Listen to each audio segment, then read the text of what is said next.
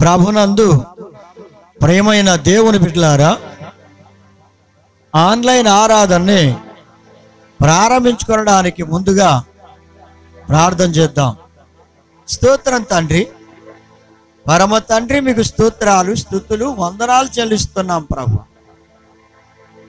గొప్ప దేవుడవు, రాజులకు రాజువు, రానయున్న ప్రభువా, మీకు స్తోత్రం చెల్లిస్తున్నాం ప్రభువా.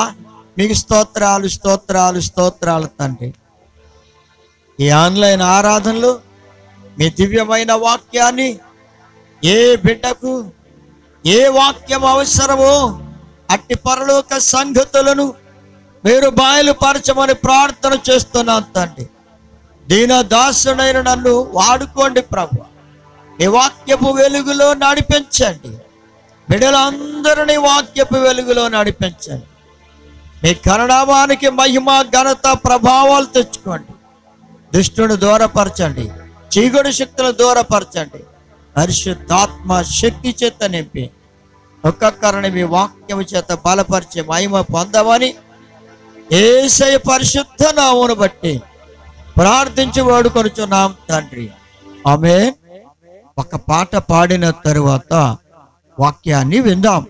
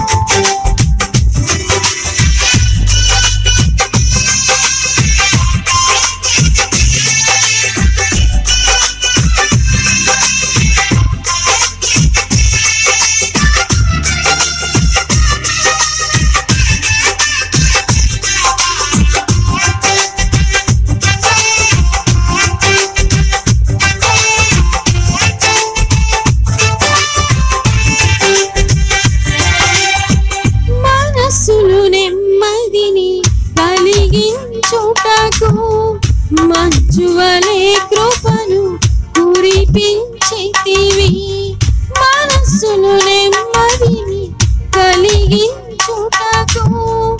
మంచువలే కృపను కురిపించితివి, విచారములు కొట్టివేసి విజయానందముతో నింపిన నీరు పారేటి తోటగా చేసి సత్తువగల భూమిగా మార్చినావు.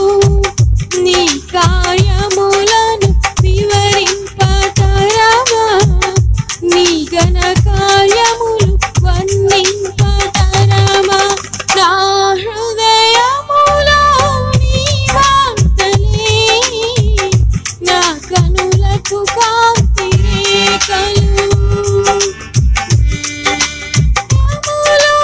నీ వార్తలే, నా కనులకు కాంతి రేఖలు.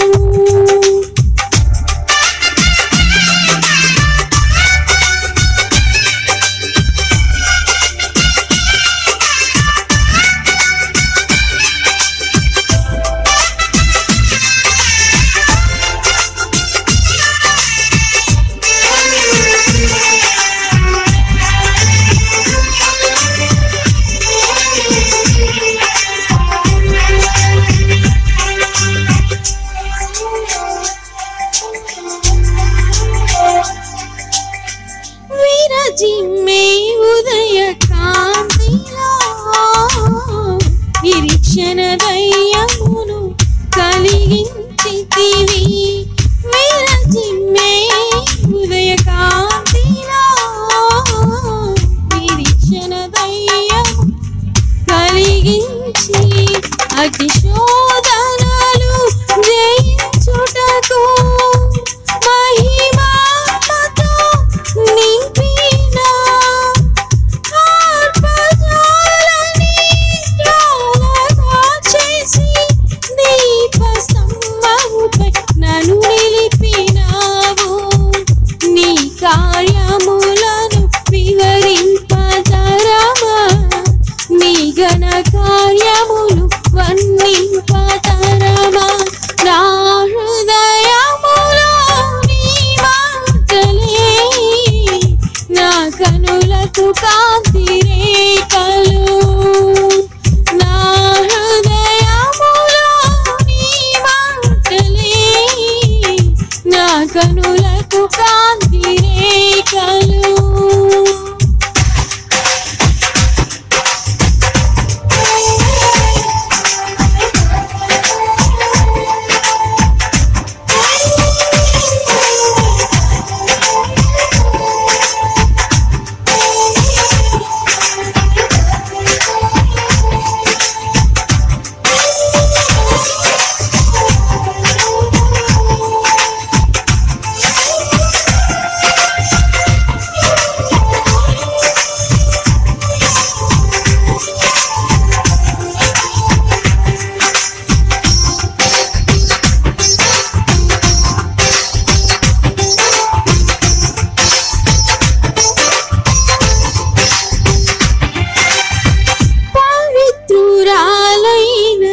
కన్యకగా పరిశుద్ధ జీవితము చేయుటకు, పవిత్రురాలైన కన్యకగా పరిశుద్ధ జీవితము చేయుటకు, పావన రక్తముతో కడిగి పరమానందముతో నింపిన సిద్ధపడుచున్న వధువుగా చేసి సుగుణాల సన్నిధిలో నన్ను నిలిపినావు. నీ కార్యములను వివరింపతరమా, నీ ఘన కార్యములు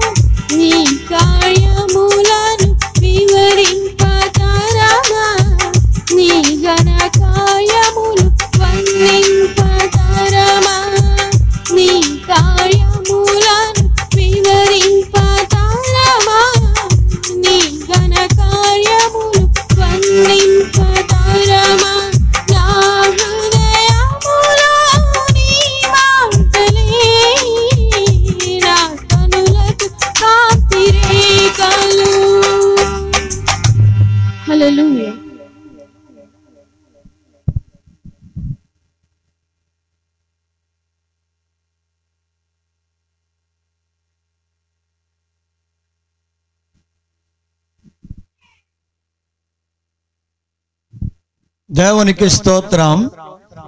వాక్య భాగాన్ని విందామండి.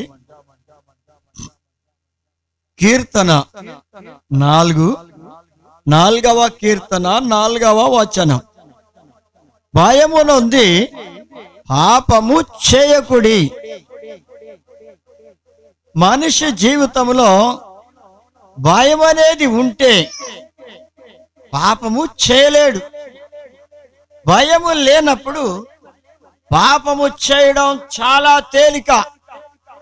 చాలా తేలిగ్గా పాపం చేస్తూ ఉంటాడు మానవుడు. కనుక భయం ఉండాలి.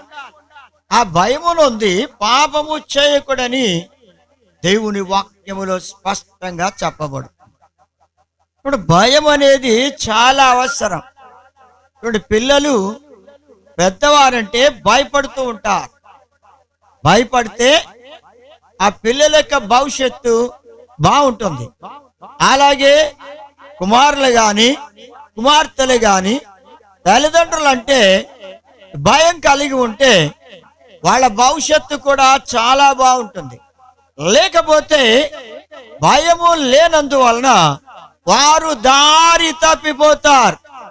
కారణం ఏమిటంటే తల్లిదండ్రులకు కూడా పిల్లలు భయపడకపోతే, పిల్లలు తల్లిదండ్రులకు భయపడనందువల్ల వాళ్ళ మార్గం తప్పిన చుక్కల్లా దారి తప్పిపోతారు. ప్రేమన దేవుని బిడ్డలారా, ఎందుకంటే వాళ్ళంతటా వాళ్ళు ఆలోచించుకొని భయాన్ని మానుకున్నవారు గనుక ఏం చేసినా పర్వాలేదులే అనుకుంటారు.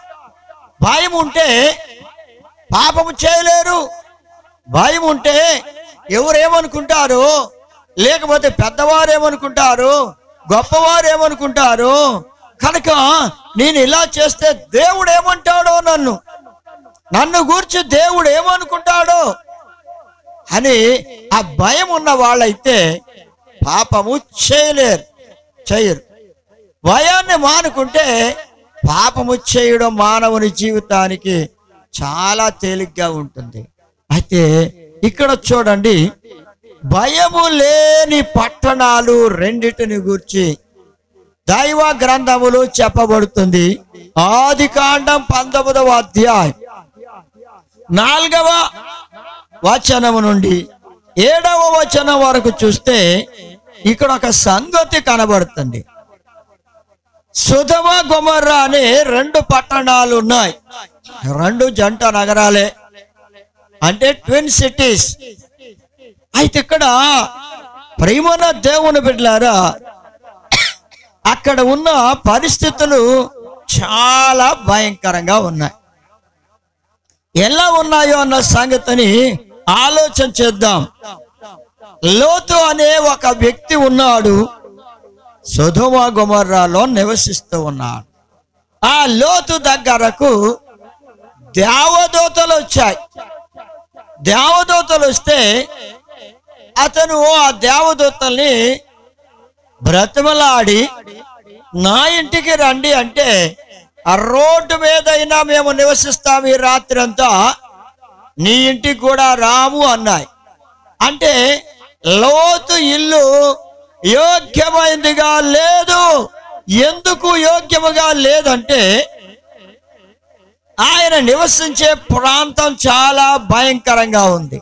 అక్కడ ప్రజలు తమ ఇష్టానుసారంగా జీవించేవారుగా ఉన్నారు. ఒక క్రమమైన పద్ధతిలో నడుచుకునేవారుగా లేరు. అలాంటి ప్రజల మధ్య లోతు అనే దేవుని నమ్ముకున్న బిడ్డ ఉన్నాడు, కానీ అతని ఇల్లు కూడా దేవదూతలు నివసించడానికి అనువుగా లేదు. కారణం ఏమిటంటే ఎటువంటి ప్రజల మధ్య ఉన్నాడో ఆ ప్రజలను బట్టి అక్కడ నివసించడానికి కూడా అవకాశం లేనట్టుగా కనబడుతుంది. లోతు ఇల్లు కూడా యోగ్యంగా లేదు.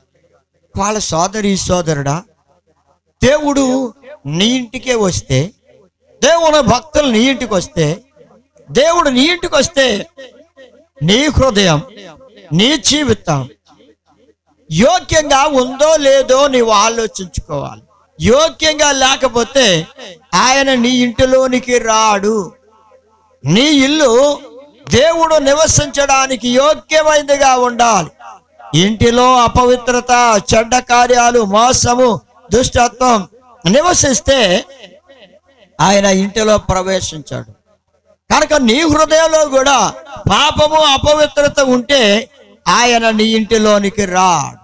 కనుక దేవుని బిడ్డలారా, ముందు నీ ఇల్లు ఎలా ఉందో ఒక్కసారి ఆలోచించుకో. నీ హృదయం ఎలా ఉందో దేవుణ్ణి చేర్చుకోవడానికి అర్హమైనదిగా ఉందా, అర్హత లేనిదిగా ఉందా? ఇక్కడ లోతు ఇల్లు అర్హమైనదిగా లేదు. దేవదూతలు అదే మాట చెప్తున్నారు, ఈ రాత్రంతా మేము నడి వీధిలో గడుపుతాము గాని నీ ఇంటిలో మేము నివసించ యోగ్యంగా లేదని చెప్తున్నాయి. నా ప్రియమైన దేవుని బిడ్డలారా, ఈనాడు నీ ఇల్లు గాని నీవు గాని యోగ్యంగా లేకపోవడానికి కారణం ఏమిటో ఒకసారి ఆలోచించుకొని ప్రభువు నీ ఇంటికి వస్తే, నీ ఇల్లు యోగ్యంగా ఉంటేనే ఆయన నీ ఇంటికి నీ ఇంటిలో ప్రవేశిస్తాడు. ఆయన ప్రవేశించాలన్న ఆశ నీలో ఉంటే, నీవు భయము నొంది పాపము చేయకుండా ఉంటే ఆయన నీ ఇంటిలోనికి వస్తాడు. నా ప్రియమైన దేవుని బిడ్డలారా, అయితే దేవదూతల్ని బ్రతిమిలాడాడు లోతు.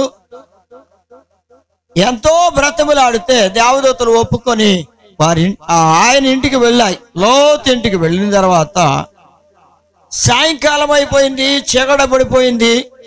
వాళ్ళు భోజనాలు చేశారు, చేయడానికి సిద్ధంగా ఉన్నారు, చేసేసారు భోజనం.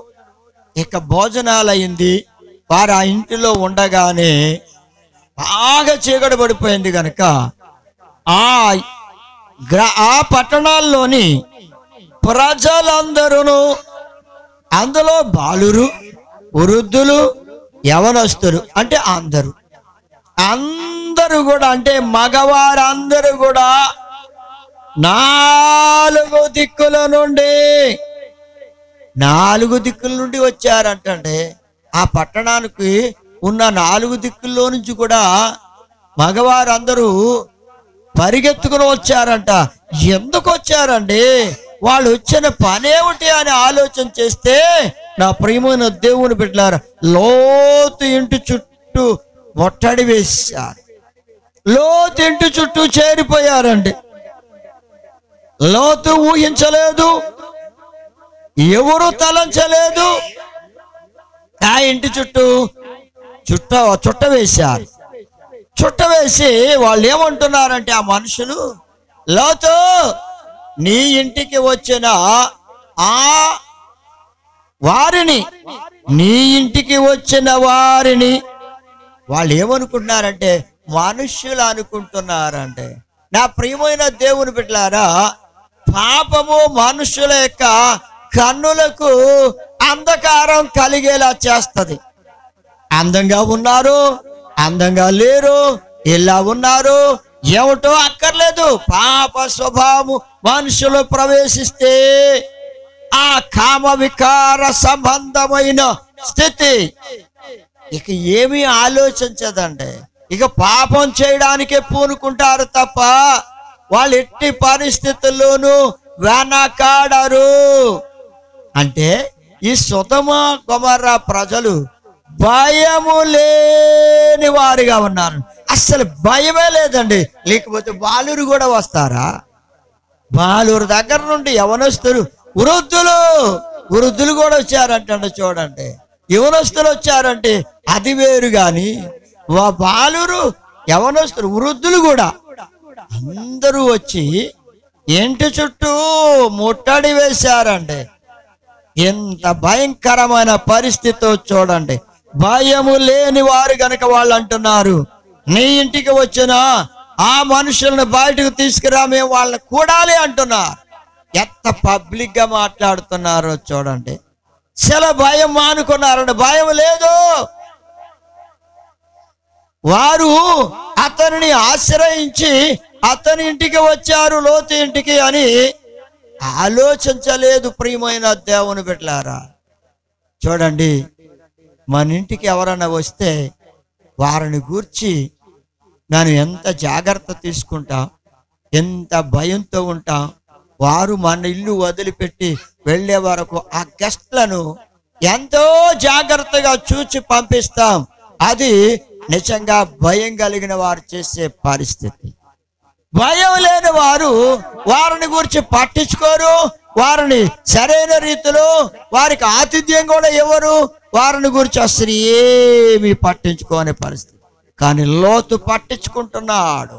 లోతు పట్టించుకుని వారితో అంటున్నాడు, అన్నలారా, ఎంత ప్రేమతో పిలుస్తున్నాడో చూడండి. అన్నలారా, ఎంత ఘోరమైన పాపాన్ని మీరు ఈ పాతకాన్ని కట్టుకోవద్దు. కారణం ఏమిటంటే వారు నా ఇంటికి వచ్చారు, నన్ను ఆశ్రయించి. అలాంటి వారిని మీరు ఎందుకు బయటకు తీసుకురమ్మంటున్నారు, వారిని కూడాలంటున్నారు. ఎంత సిగ్గులేని మాటలు మాట్లాడుతున్నారో చూడండి, ఎంత భయం లేని వారో చూడండి. ఏమనుకుంటారనే ఆలోచన కూడా లేదండి. మేము వారిని కూడాలి తీసుకురండి బయటకు అన్నారు పబ్లిక్ గా. ఇంత భయం లేని స్థితి ఈనాడు లోకములో, భయము లేని స్థితి ఎక్కువైపోయిందండి ప్రియమైన దేవుని బిడ్డలారా. అందుకే పాడు కార్యాలు చేయడానికి వెనకాడడం లేదు, చెడ్డ కార్యాలు చేయడానికి, వ్యభిచారం చేయడానికి, జాగ్రత్తం చేయడానికి వెనకాడడం లేదు. భయంకరమైన పాడు కార్యాలు చేయడానికి మనుషులు వెనకాడడం లేదంటే భయం మానుకున్నారు. భయము లేదంటే పూర్వానికి ఇప్పటికి చాలా తేడా వచ్చింది నా ప్రియమైన దేవుని బిడ్డలారా. పూర్వం అయితే పెద్దవారంటే పిల్లలు లేదా యవనస్తులు భయపడేవా. ఇప్పుడు ఆ భయం లేదు. పెద్దవారంటే పిల్లలు భయపడే లేదా యవనస్తులు భయపడే పరిస్థితి లేదు. ఎంత భయంకరంగా ఉన్నారో చూడండి. అయితే వీళ్ళు అనవలసిన మాట కాదండి.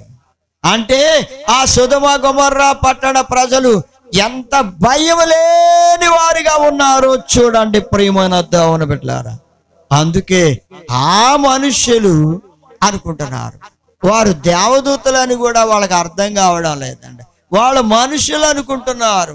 అంటే వీళ్ళ కన్నులు మూయబడిన స్థితిలో ఉన్నారండి. ఎంత భయంకరమైన స్థితి. పాపము చేసే వారి పరిస్థితి ఏమిటంటే వారి కన్నులు మూయబడి ఉంటాయి గనుక వారికి పాపం చేయడానికి వెనకాడరు. భయం లేదు, భయం లేని స్థితిలో ఉన్నారంటే అంత భయం మానుకుని వాళ్ళు మాట్లాడుతున్నారు ప్రేమన దేవుని బిడ్డలారా. వారిని మేము కూడాలి అంటున్నారు. ఎంత దారుణం అంటే అక్కడికి అంటున్నాడు, ఇంత పాతకం, ఘోరమైన పాతకం మీరు కట్టుకోకూడదు. నా ఇంటికి వచ్చారు, నా ఇంటికి వచ్చిన వారిని నేను బయటికి పంపనయ్యా. నా కుమార్తెలు ఉన్నారు, మీ ఇష్టం వచ్చినట్టు చేసుకోండి, వారిని మాత్రం పంపనంటున్నాను. వారందరూ దొమ్మిగా చూడు, ఒక్క మాట చూడండి, చెడ్డ కార్యాలు చేయడానికి అందరూ ఏకమైపోయారు. సొదొమ గొమొర్రా పట్టణ యవనస్తుల దగ్గర నుండి, పిల్లల దగ్గర నుండి, బాలుర దగ్గర నుండి వృద్ధుల వరకు ఏకమైపోయారండి. ఒకే మాట మీద ఉన్నారు వాళ్ళందరూ. ఏక పట్టుబట్టారు. పట్టంటున్నారు, నువ్వెవడు మాకు చెప్పడానికి తీర్పరివా, నువ్వు పక్కకు తప్పుకో లేదా నిన్ను కూడా చంపేస్తాం, ఏమైనా సరే వాళ్ళని మేము బయటకు తీసుకెళ్ళిపోతాం అంటున్నా. దొమ్మిగా ఆ ఇంటి మీద పడిపోయారండి. ప్రియమైన దేవుని బిడ్డలారా, అసలు ఎంత ఘోరమైన పరిస్థితికి దిగజారిపోయారో చూసారా ప్రియమైన దేవుని బిడ్డలారా. సొదొమ గొమొర్రా ప్రజలు భయము లేనందువలన చెడ్డ కార్యము చేయడానికి అందరూ ఏకమయ్యారు. ఒక మంచి పని చేయడానికి ఏకం కాలేకపోతున్నారు. యథార్థంగా జీవించడానికి ఏకం కాలేకపోతున్నారు. మంచి కార్యాలన్నీ చేయడానికి ఏకం కాలేకపోతున్నారంటే, కానీ దుష్ట కార్యం చేయడానికి అందరూ ఏకమైపోయారు. ఇక్కడ సొదొమ గొమొర్రా ప్రజలు చాలా భయంకరం. భయము లేని స్థితి. సోదరుడా, సోదరి, భయము లేని స్థితిలో ఉన్నావేమో ఒకవేళ నీ జీవితంలో. అలాంటి స్థితి ఉంటే ఇప్పుడే ఆ భయము కలిగి ఇక ప్రభువుకు లోబడితే నీవు ధన్యుడు అవుతా. సొదొమ గొమొర్రా ప్రజల్లా ఉండొద్దు. చాలా భయంకరంగా ఉన్నారు. వాళ్ళు భయం మానుకుని ఉన్నారు. పాపము చేయడానికి పరిగెత్తుకుని వచ్చారండి. ఎంత సిగ్గులేని స్థితి. గుర్రముల వలె పారుగులెత్తి వచ్చారండి. చాలా భయంకరం. చూడండి, పొరుగువాని భార్య వెంట గుర్రముల వలె సాకిలిస్తూ పరిగెడుతున్నారని ఇర్మియా గ్రంథంలో చెప్పబడుతుంది. ఎంత దారుణం అంటే, లోతింటికి వచ్చిన ఆ వారిని పాడు చేయాలని వాళ్ళందరూ పరిగెత్తుకుని వచ్చారంట గుర్రాల్లాగా. ప్రియమైన దేవుని బిడ్డలారా, ఎంత భయము లేని స్థితి మనుషుల్లో కలిగిందంటే దానికి కారణం ఏమిటంటే పాపం అంతకంతకి విస్తరించిపోతుందండి. విస్తరించిపోతుంది. పేతురు రాసిన 2వ పత్రిక 2వ అధ్యాయం 7వ వచనం అంటాడు, దుర్మార్గుల కామ వికారమైన నడవడి చేత, వాళ్ళ ప్రవర్తన చేత దుర్మార్గులు. ఈ సొదొమ గొమొర్రా ప్రజలు ఎలా తయారయ్యారో చూడండి. దుర్మార్గమైన జీవితాలు, దుర్మార్గమైన బ్రతుకు, కామ వికారం. ఇక పాపమే, వ్యభిచారమే, జారత్వమే, అదే వాళ్ళకి భోజనం అనుకుంటున్నారు. అదే భయంకరమైన స్థితి వాళ్ళకి నచ్చదండి. ఎంత దారుణం చూడండి. సిగ్గుపడే స్థితి లేదు. ఎవరైనా ఏమన్నా అనుకుంటారన్న సిగ్గు కూడా వాళ్ళకి కలగడం లేదు. కామ వికారమైన నడవడి ప్రవర్తన ద్వారా వీళ్ళు నీతిమంతుడైన లోతును బాధ పెట్టేశారండి. చాలా బాధ పెట్టారు. లోతు వాళ్ళను గురించి ఎంతో బాధపడ్డాడు. దాని లోతును, నీతిమంతుడిగా ఉన్న లోతును మనుషులందరూ విడిచిపెట్టేశారు. ఆ ప్రాంతంలో ఉన్నవారు అందరూ, పట్టణాల్లో ఉన్నవాళ్ళు. లోతు అక్కడే అయిపోయాడు. సోదరి సోదరుడు, వాళ్ళ ప్రభుని నమ్ముకున్న దేవుని బిడ్డ, నీ జీవితంలో నువ్వు అక్కడవే, నేను దేవుణ్ణి నమ్ముకున్నాను, నా ఇంటిలో లేకపోతే నా గ్రామంలో ఏమిటి నా పరిస్థితి, నేను ఎలా ఉండాలి, ఎలా జీవించాలి, అందరూ నన్ను హేళన చేస్తున్నారు, ఏమైపోతుంది నా జీవితం అని నీవు భయపడక్కర్లేదు. లోతును, నీతిమంతుడైన లోతును తప్పించిన దేవుడు నిన్ను కూడా తప్పిస్తాడు. అయితే ప్రభు చూస్తున్నాడు. వాళ్ళందరి ప్రవర్తనను చూచిన దేవుడు వాళ్ళను విడిచిపెట్టలేదు. కారణం ఏమిటంటే వాళ్ళ దోషములే, వాళ్ళ పాపములే వాళ్లకు శిక్షకు కారణమైపోయాయి. వాళ్ళ దోషముల వల్ల, వాళ్ళ పాపముల వల్ల ఆకాశము నుండి అగ్ని గంధకములు కురిసి ఆ 2 పట్టణములు నాశనమైపోయినాయి. ప్రేమనతో అనబెట్టారా, అగ్ని గంధకములు కురిసి. ఎంత భయంకరమైన పరిస్థితి. వాళ్ళెవరు తప్పించుకోలేకపోయారు. ప్రేమన దేవుని బిడ్డలారా, వాళ్ళెవరు తప్పించుకోలేకపోయారు.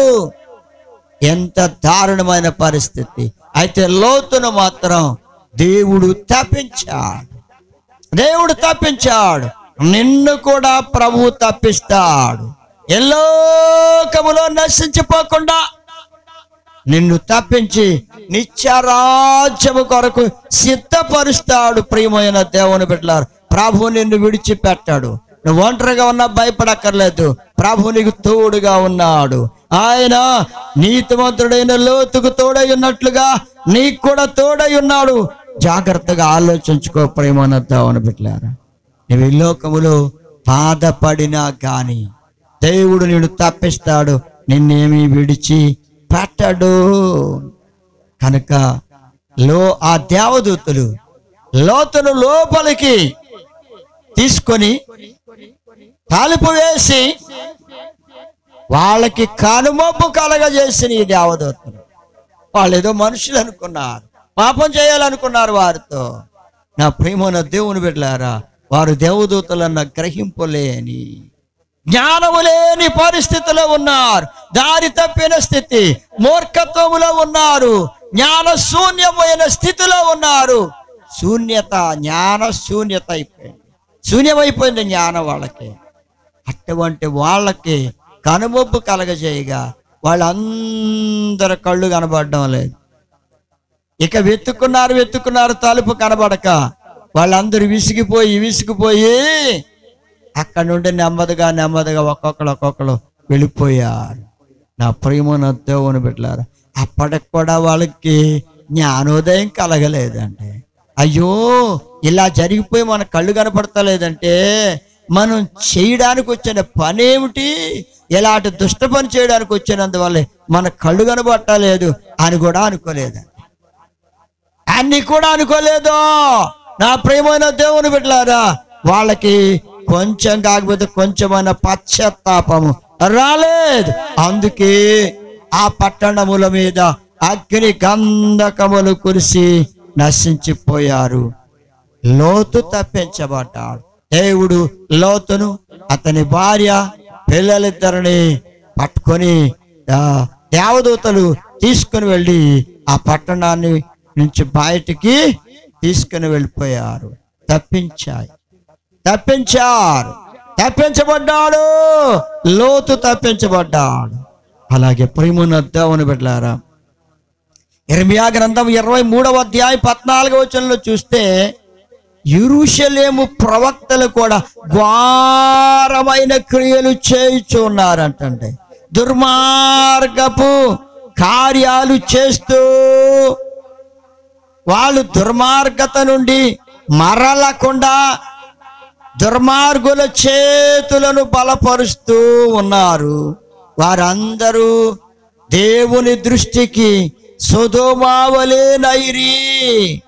ఆ యెరూషలేము ప్రవక్తలంట దేవుని దృష్టిలో ఎలా ఉన్నారంటే సొదొమ వలె నైరి. ఆ పట్టణ నివాసులందరూ, యెరూషలేము నివాసులందరూ ఎలా ఉన్నారంటే గొమొర్రా వలె అయ్యారు. అంటే ప్రవక్తలు ఎలా ఉన్నారు, ప్రజలు కూడా అలాగే ఉన్నారు, ఒకేలా ఉన్నారండి. ప్రవక్తలేమో ప్రజలకి నీతిని బోధించేవారు, ప్రవక్తలు ప్రజలకి దైవ భయాన్ని నేర్పేవారు. దేవుని కొరకు నమ్మకంగా జీవించడం ఎలాంటిదో వారికి నేర్పేవారే భయంకరమైన కార్యాలు చేస్తున్నారు, నేర్పేవారే ఘోరమైన కార్యాలు చేస్తున్నారు అంటండి యెరూషలేము ప్రవక్తలు. అలాంటి భయంకరమైన ఘోర కార్యాలు, వాళ్ళే ఘోర కార్యాలు వ్యభిచారం చేస్తూ ఉంటే ఇంకా ఆ ప్రజలు ఏం చేస్తారండి, వాళ్ళు చెప్పే మాటలు విని వాళ్ళు ఏం మనసు మార్చుకుంటారో ప్రజలు. అందుకే వాళ్ళెలా ఉన్నారు, వీళ్ళు అలాగే ఉన్నారు.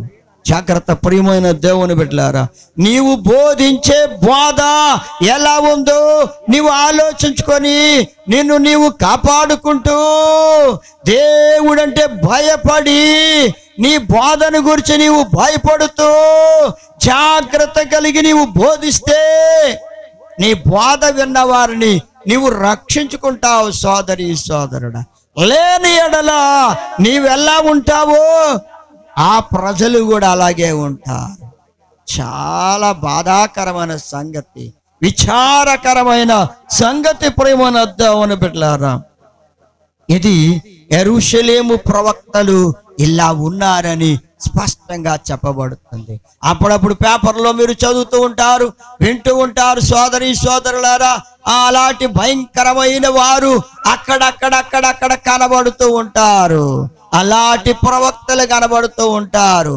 పేపర్లో వాళ్ళని గురించి వ్రాయబడుతుంది. అయినా వారు సిగ్గుపడరు, అయినా వారికి భయం ఉండదు, అయినా వారికి జ్ఞానం ఉండదు.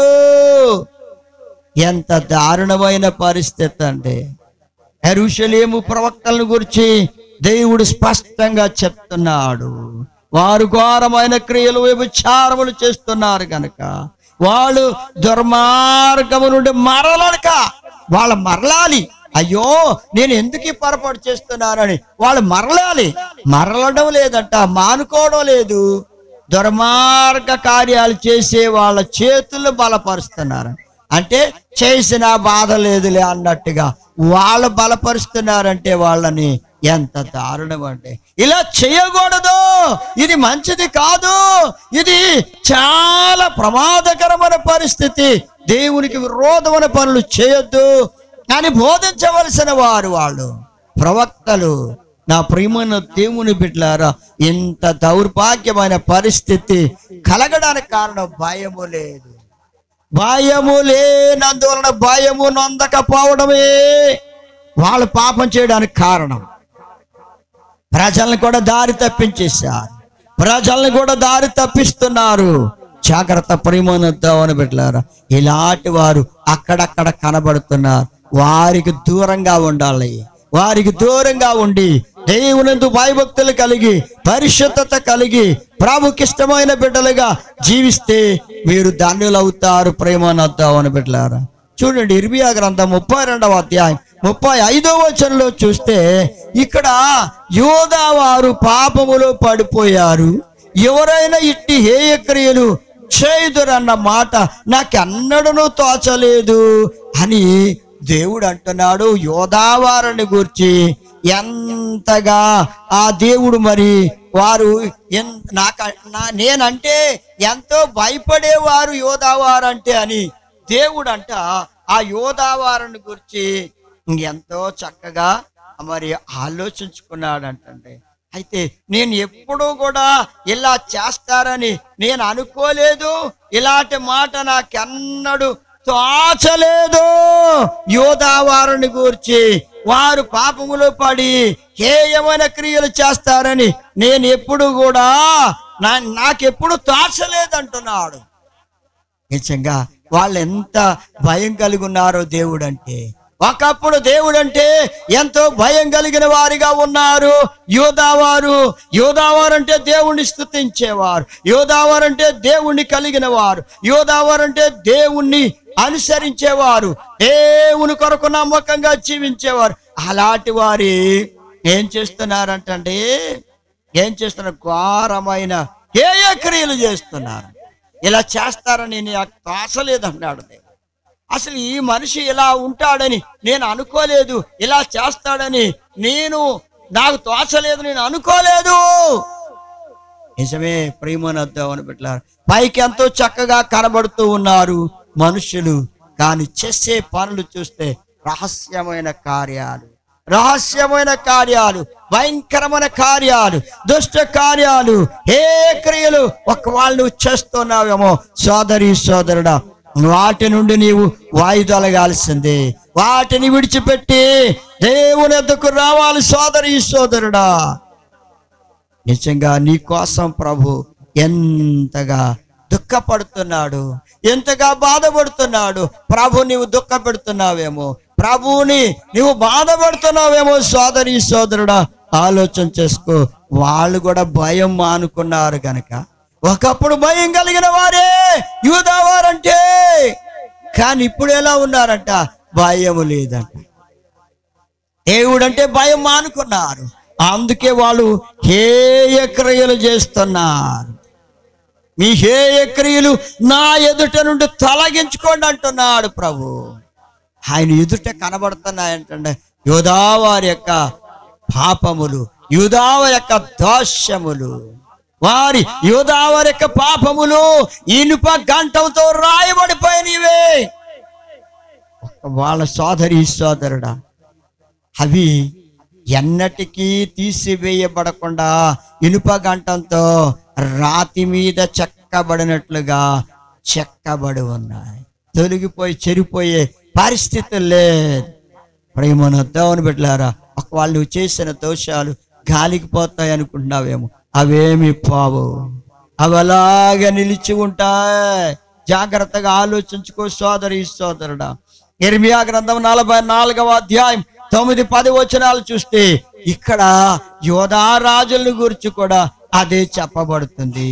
యూదా వారు ఏం చేశారు? రాజులు కూడా అదే చేశారంటే. రాజులు చేశారు గనుక యూదా ప్రజలు కూడా అదే చేస్తున్నారు. ప్రియమైన దేవుని బిడ్డలారా, యూదా రాజులు వారి భార్యలు చేసిన చెడుతనము మరిచిపోతిరా. నిజంగా మరిచిపోయారంటే వాళ్ళు చేసిన చెడ్డతనాన్ని వాళ్ళు మర్చిపోయినా కానీ ఆ చెడ్డతనం మరవబడలేదు. ఎందుకో తెలుసా?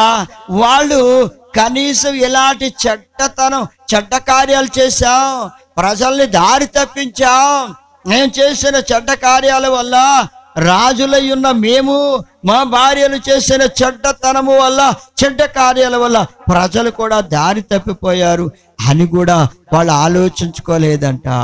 నేటికి వారు దేన మనసు ధరింపకున్నారు, అసలు భయము నొందకున్నారు.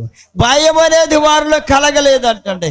అందుకే వారి రాజ్యములు పాడైపోయాయి. శత్రువులు వచ్చి వారి రాజ్యములను, యూదా రాజ్యమును పాడు చేసి వాళ్ళందరినీ చెరలోనికి తీసుకొని వెళ్ళిపోయారు. సోదరి సోదరుడా, భయము లేనందువలన వారు చెడ్డ కార్యాలు, చెడుతనాన్ని జరిగించారు. పోనీ ఆ చెడుతనాన్ని గురించి పశ్చాత్తాపడి, అయ్యో మేము ఇలా చేశాం, ఇక మమ్మను క్షమించయ్యా, ఇక మేము చేయమయ్యా అని పశ్చాత్తాపడలేదండి వాళ్ళు. యోధా రాజులు, రాజుల భార్యలు పశ్చాత్తాపడలేదు, దేన మనసు ధరించుకోలేదు. సోదరుడా సోదరి, చెడుతనమును గూర్చి నీవు పశ్చాత్తాపడకపోతే, వాటిని విడవకపోతే నీకు నెమ్మది ఉండదు, నీకు శాంతి ఉండదు. జాగ్రత్త పడు సోదరి సోదరుడా. ఎందుకు ఇలాంటి కార్యాలు చేస్తున్నారు, ఎందుకు హేయమైన కార్యాలు చేస్తున్నారు అని అంటే, మనుషులు అలా చేయడానికి కారణం ఏమిటంటే, రోమీయులకు రాసిన పత్రిక 1వ అధ్యాయం 28వ వచనంలో చూస్తే, వారు మనసులో దేవునికి చోటి అనలేకపోయిరి. ఇప్పుడు వారు ఏం చేస్తున్నారంటే, మనస్సులోనంట దేవునికి చోటు ఇవ్వడం లేదు. మనుషులు తమ మనస్సులో దేవునికి చోటు ఇవ్వకపోవడం వల్ల భయాన్ని వదులుకున్నారు. అందుకే వారు చేయరాని కార్యములు చేస్తూ ఉన్నారండి. నా ప్రియమైన దేవుని బిడ్డలారా, మనుషులు చేయరాని కార్యాలు, చెడ్డ కార్యాలు, చెడుతనము జరిగించడానికి గల కారణం ఏమిటి అంటే, వారి మనస్సులను దేవునికి చోటు ఇవ్వడం లేదు. సోదరుడా సోదరి, నీ మనస్సులో దేవునికి చోటిస్తావా? నీ హృదయములో దేవునికి చోటిస్తావా? ఇప్పుడైనా సరే నీ హృదయములో దేవునికి చోటిస్తావా? నీ మనస్సులో దేవునికి చోటిస్తే నీలో భయం కలుగుద్ది, నీలో భయం పడుద్ది. పాపం అంటే భయం పడుద్ది. ప్రియమైన దేవుని బిడ్డలారా, పాపం అంటే భయం పడుద్ది. అయ్యో, నేను పాపం చేస్తే నా మీదకి ఏమి రాబోతుందో, ఏం జరగబోద్దో, ఏమైపోద్దో నా జీవితం అనే ఆ భయం రావాలి.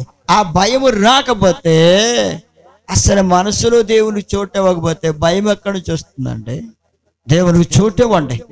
ఇప్పుడైనా దేవునికి చోటు ఇవ్వాలి సోదరి సోదరుడు. దేవునికి చోటు ఇచ్చిన వాడు పాపం చేయకుండా తప్పించుకుంటాడు, పాపం చేయకుండా ఉంటాడు. ఆదికాండం 39వ అధ్యాయం 9వ వచనంలో చూస్తే, యోసేపు అనే ఒక వ్యక్తి కనబడుతున్నాడు, యవ్వనస్తుడు. అతడు బానిసగా పోతిఫరు కొనుక్కున్నాడు. ఆ బానిసగా ఉన్నాడు, ఆ ఇంటిలో పని మనిషిగా బానిసగా ఉన్నాడు యోసేపు. అయితే పోతిఫరు భార్య యోసేపు మీద కన్ను వేసింది. అతనిని ఏదో విధంగా పాడు చేయాలి, అతనితో పాపం చేయాలని ఆమె చూస్తూ వచ్చింది. అయితే ఒక రోజున యోసేపుతో మాట్లాడుతుందంట, నీవు నాతో శయనించు అంటే, చూడండి ఎంత దారుణం. ఆ ఇంట్లో పనిచేసే పనివాడు ఆ పనివాడితో అంటుందండి, నువ్వు నాతో శయనించు అంటుంది. ఆమె యజమానురాలు, అందమైంది, బలమైంది, జ్ఞానం కలిగింది, ఆస్తులు అంతస్తులు కలిగింది, యజమాని గొప్ప ఉద్యోగం చేస్తున్నాడు, రాజుగారికి బాడీ గార్డ్. ఎంత హోదా ఉండి, అంత పరిస్థితి ఉండి ఎంత దిగజారిపోయిందో చూడండి. నీచమైన పరిస్థితికి దిగజారిపోయింది. ఒక పని మనిషి అతను యోసేపు ఆ ఇంటిలో పని మనిషి. ఆ పని మనిషితో పాపం చేయాలంటుంది. ఆయన అంటున్నాడు, దేవుడంటే భయపడిన వాడు, భయం కలిగిన వ్యక్తి కనుక యోసేపు భయమునుంది. దేవుడంటే భయము కలిగిన వాడు కనుక, అతని మనసులో దేవునికి చోటిచ్చాడు కనుక ఆ దేవుడు ఏమంటాడో, నేను ఈ పాడు పని చేస్తే నా బ్రతుకేమైపోద్ది అని భయమునుంది. యేసేపు అంటున్నాడు, అమ్మా ఇలాంటి పాపము, ఇలాంటి ఘోరమైన దుష్కార్యం చేసి దేవునికి విరోధంగా పాపం కట్టుకోలేను అని పోతీఫర్ భార్యతో చెప్పేస్తున్నాడు. ఆ ప్రేమను దేవుని బిడ్డలారా, చెప్పినామే వినడం లేదండి. ఇంకెందుకని అక్కడి నుండి పారిపోయాడు, పాపములకు దూరంగా పారిపోయాడు. యేసేపులో దైవ భయం ఉంది, భయపడ్డాడు కనుక పారిపోయాడు. భయపడకపోతే, అతను భయాన్ని వదులుకున్నవాడైతే ఆమెతో పాపం చేసి ఉండేవాడే. కానీ ఆమెతో పాపం చేయలేదు కనుకనే ఆయన పారిపోయాడంటే ప్రియమైన బిడ్డల, పాపానికి దూరంగా పారిపోయాడు. నా ప్రియమైన దేవుని బిడ్డలారా, దేవుడంటే భయము కలిగి ఉంటే నువ్వు కూడా పాపం చేయలేవు. అందుకే దేవుని వాక్యం అంటుంది, భయమున్నది పాపం చేయకూడే. నీవు ఏ పని చేసినా సరే ఆలోచించుకో, భయపడు. ఆ పని చేస్తే నాకొచ్చే కీడేమిటి, నాకొచ్చే మేలేమిటి అని ఆలోచించు. ఒకవేళ దేవుని చిత్తమా కాదా, నేను చేసే పని దేవునికి విరోధమైందా కాదా అని ఆలోచించు. యేసేపు ఆలోచించుకున్నాడు, లోతు కూడా ఆలోచన చెప్పాడు వాళ్ళకి, కానీ వాళ్ళు వినలేదు. యేసేపు ఆలోచించుకున్నాడు, పాపానికి దూరంగా పారిపోయాడు. కనుక నీవు కూడా భయమునుంది పాపం చేయొద్దు. పాపమునకు వచ్చే జీతము మరణం. అదే మాట సొదొమ గొమొర్రా ప్రజల ఎడల జరిగిపోయింది. ఆకాశం నుండి అగ్ని గంధకాలు కురిసి వారు మరణించారు. ప్రేమన దేవుని బిడ్డలారా, వారి దోషములు ఆకాశము అంత ఎత్తుకి ఎదిగిపోయినాయి అంటే, ఆకాశమును అంటిపోయినాయి. ఎంత భయంకరమైన పరిస్థితి. ఒక్కసారి ఆలోచించుకొని సోదరి సోదరుడా, నీ జీవితాన్ని ఇప్పుడే ప్రభువుకి అప్పగించుకొని, నీ జీవితంలో భయమునుంది, దేవుడు అంటే భయపడి పాపము చేయకుండా జాగ్రత్త పడు. దేవుని రాజ్యములో ప్రవేశించడానికి సిద్ధపడు. ఆయన కృప మీకు తోడయుండును గాక. ఆమేన్. ప్రార్థన చేద్దామండి. స్తోత్రం తండ్రి యేసయ్యా, మీకు వందనాలు, స్తోత్రాలు చెల్లిస్తున్నాం ప్రభువా. బిడ్డలు విన్న వాక్యం వారి హృదయాల్లో ఫలింపచేయండి. వాక్యానుసారమైన జీవితాలు దాయిచేయండి. పరిశుద్ధాత్మ శక్తి చేత వారందరినీ నింపండి. ఆత్మీయ భయము, దైవ భయం ప్రతి బిడ్డలో కలుగునట్లుగా కృప చూపండి ప్రభువా. నా కొరకే ప్రభు శిలువ మీద బలైపోయాడు, రక్తం చెందించారు. ఆయన రక్తం వల్లే నా పాపములు కడగబడుతున్నాయి, నా పాపములు కడగబడ్డాయి. నన్ను రక్షించాడు ప్రభు అని భయము కలిగి, అయ్యో ఆయన రక్తంలో కడుక్కుంటే నా పాపాలు క్షమించబడతాయని భయపడి, ఆ ప్రభువుకి భయపడి, యేసయ్యా మీకు భయపడేవాడిగా ఒక్కొక్కరిని సిద్ధం చేయండి, మీకు లోబడేవాడిగా సిద్ధం చేయండి. అయ్యా భయమునుంది పాపం చేయొద్దన్నా, భయము కలిగితే పాపము చేయలేదన్నారు. అలా నాయన మీకు భయపడి పాపము చేయకుండా జాగ్రత్త పడే బిడ్డలుగా ఒక్కొక్కరిని సిద్ధం చేయండి. వాక్య బిడ్డల ఫలింపచేయండి. అయ్యా నా రాష్ట్రాన్ని, నా దేశాన్ని కాపాడండి ప్రభు. దేశ ప్రజల్ని కాపాడండి అయ్యా. ఇంకా అక్కడక్కడ వైరస్ కనబడుతుంటున్నారు అయ్యా, వైరస్ ను దూరపరచండి. ప్రజలందరినీ కాపాడండి, ప్రజలందరినీ రక్షించండి. యేసయ్య పరిశుద్ధ నామమును బట్టి ప్రార్థించి వాడుకొనుచున్నాం తండ్రి. ఆమేన్. మన తండ్రి అయిన దేవుని ప్రేమ, ప్రభు అయిన యేసుక్రీస్తు వారి కృప, పరిశుద్ధాత్మ సహవాసం బిడ్డలందరికీ సదాకాలం తోడై నడిపించునుగాక. ఆమేన్.